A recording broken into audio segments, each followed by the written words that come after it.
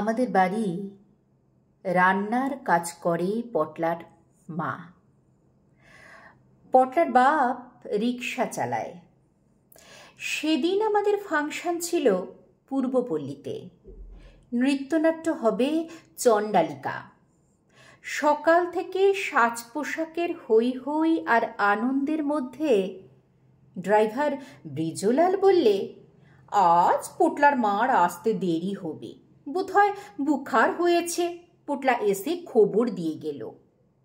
রাঙা দিদা তর্জন করে ওঠে, আজই প্রাতে সূর্য ওঠার আগেই কি খবর দিল ব্রিজলাল? এখন কে করে রান্না? তুই গাড়ি নিয়ে এক্ষুনি যা, তুলে নিয়ে আয়।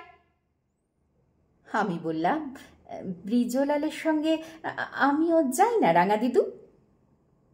পটলা থাকে ধুলো আর ছাই মাখা এক কালো বস্তিতে। সেখানে নব আনন্দে নবরবি কিরণে কোনো শুভ্র সুন্দর এক উজ্জ্বল সকাল আসে না। পটলা একটা পচা স্কুলে পড়ে। সেখানে দুপুরে ভাত ভিটামিনের আশায় কামাই করে না। ব্রিজলাল আমাকে বসিয়ে পটলাদের ঝোপড়ি খুঁজতে গেল।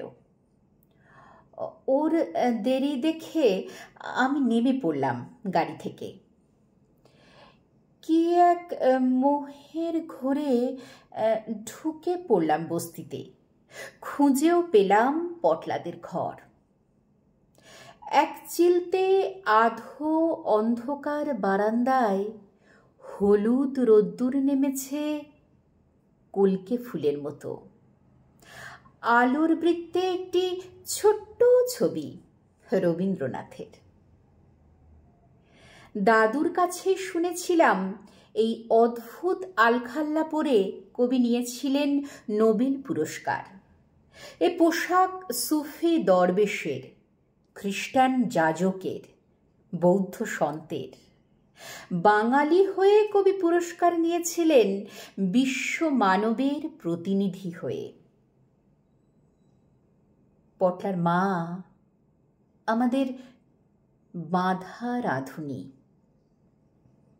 গান গাইছে, তুমি নব নব রূপে এসো প্রাণে।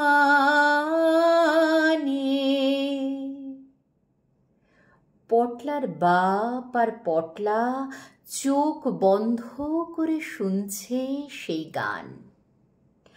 সস্তা ধূপের ধোঁয়া তির্যক রেখা টেনে রেখাহীন অসীমে মিশে যাচ্ছে। আমার অভিমানে কান্না পাচ্ছিল।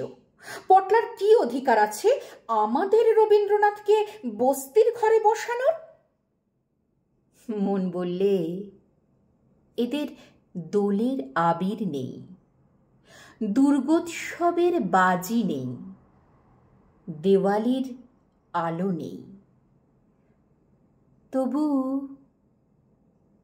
তবু রবীন্দ্রনাথ যেন মোহন রূপে আলোকবৃত্তে পটলাকে জিতিয়ে দিলেন।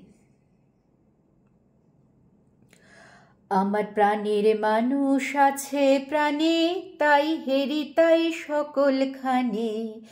আছে সে নয়ন তারায়, আছে সে নয়ন তারায়, আলোক ধারায় তাই না হারায়। আমি তাই দেখি তাই যেথায় সেথায় তাকাই আমি, যেদিকে পানে প্রাণের মানুষ আছে প্রাণে, তাই হেরি তাই সকলখানে। আমার প্রাণের মানুষ আছে প্রাণে, তাই হেরি তাই সকলখানে।